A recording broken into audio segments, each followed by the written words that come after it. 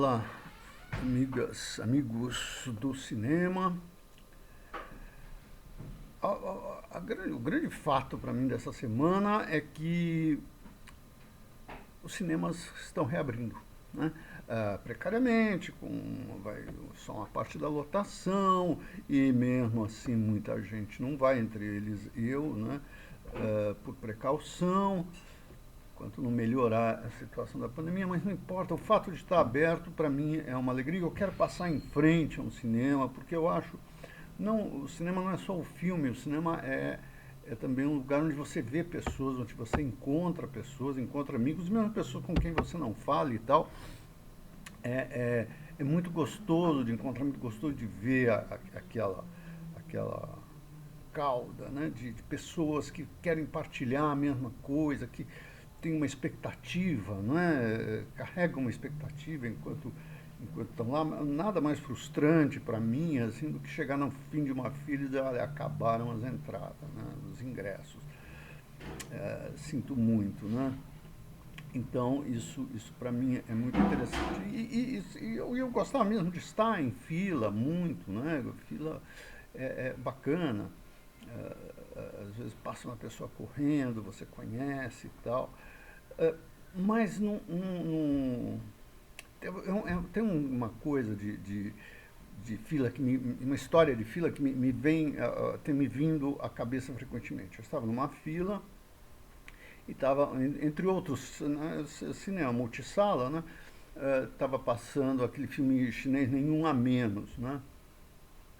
E aí a moça que estava atrás de mim, com o rapaz, ela vai ver, vai lá na frente ver quais filmes estavam passando, quais os horários, barari, bará. Aí ela diz, tal filme tem assim, e tem um outro filme que é só uns chinesinhos e tal. Bom, isso faz alguns anos, né? Não faz tanto tempo assim. Hoje em dia, os chinesinhos é que estão com tudo, né?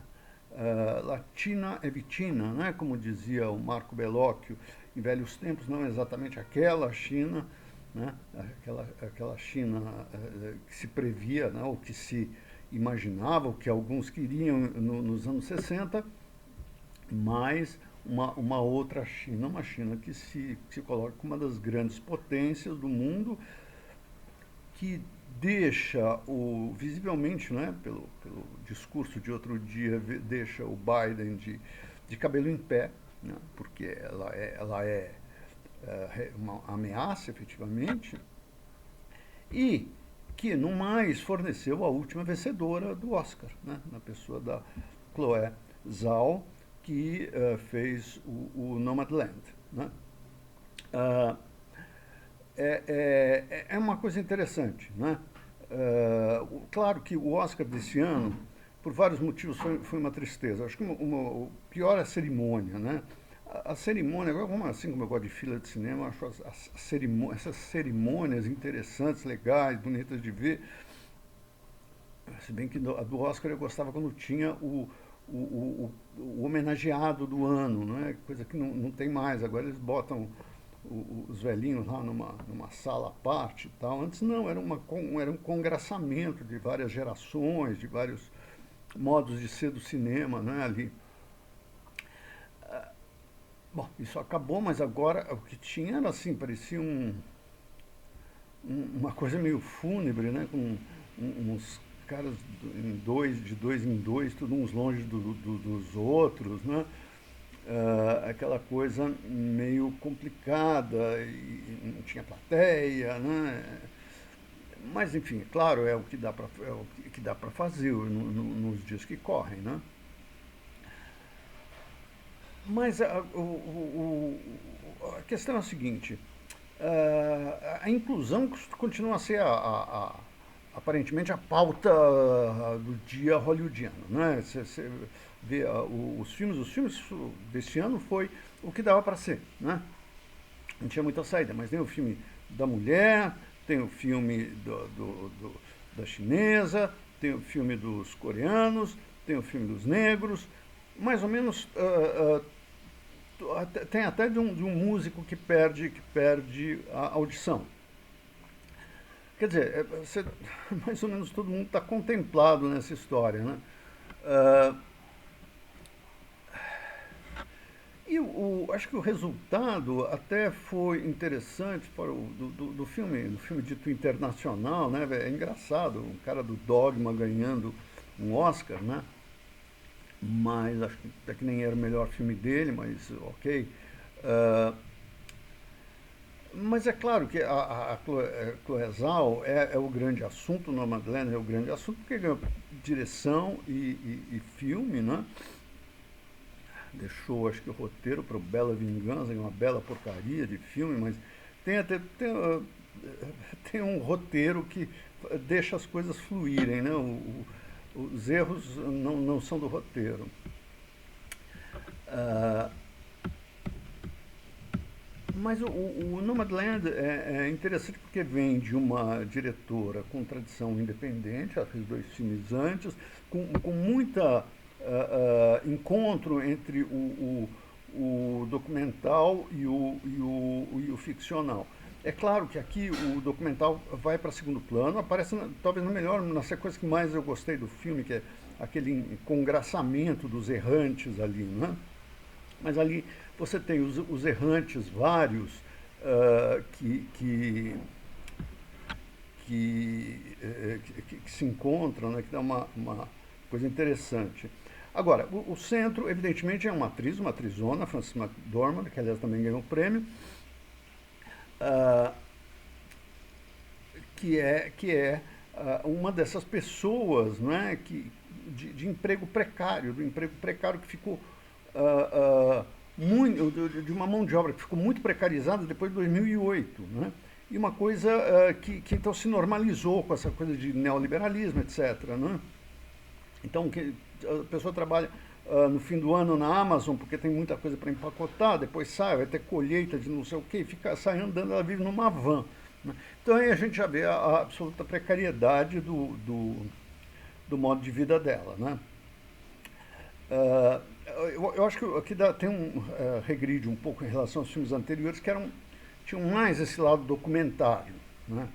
mais claro, né? Que você cede um pouco a uma roteirização mais evidente e tal. E como ela tenta imitar os filmes anteriores dela, de certa maneira, você pensa tem um certo academismo, né? Porque hoje em dia o academismo é regido pelo autor, né? Ainda é um filme de autor, né? Então, é o cara que cria seu próprio academismo ao se repetir indefinidamente, né?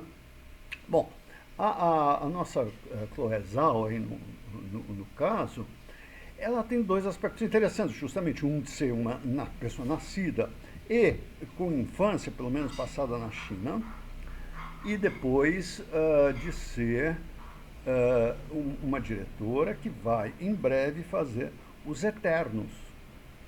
Ou seja, vai fazer não, já está feito, já está filmado, está em acabamento, pré-lançamento de um filme da Disney, de um blockbuster da Disney, Marvel, né? Com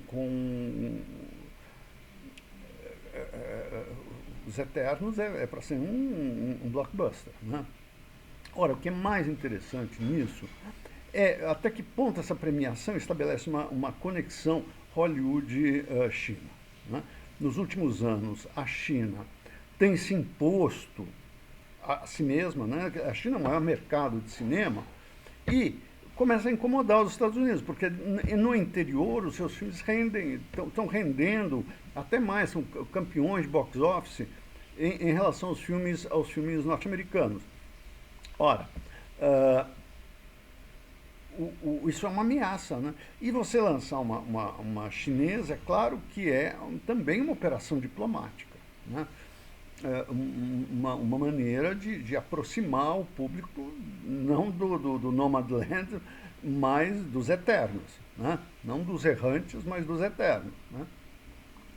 E ver se pelo menos consegue reverter essa situação. Quer dizer, eu acho que há, como sempre no Oscar, né, um lançamento de algo, de um ator, né, de uma tendência e tal, eu acho que aqui é quase uma questão geopolítica mesmo, né, vamos falar assim, né, de soft power, né, de uma maneira de se aproximar do público chinês, ao mesmo tempo em que o Biden deixa claro que a China é uma ameaça e que está disposto a combater essa ameaça e a não permitir que os Estados Unidos passem a um segundo plano como nação.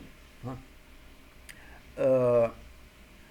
Então, isso é um interessante, até porque a Ásia é o lugar hoje em dia, né? Não só o lugar, mas mais importante para o cinema, porque é de lá que vem quase todas o novo, que vem o novo, né? O criativo, como não é só o mercado coreano, que ganhou no ano passado, não esqueça que esse ano entrou com Minari, que também levou um prêmiozinho. Minari é de imigração nos Estados Unidos, portanto também é de aproximação, de junção né, dessas coisas.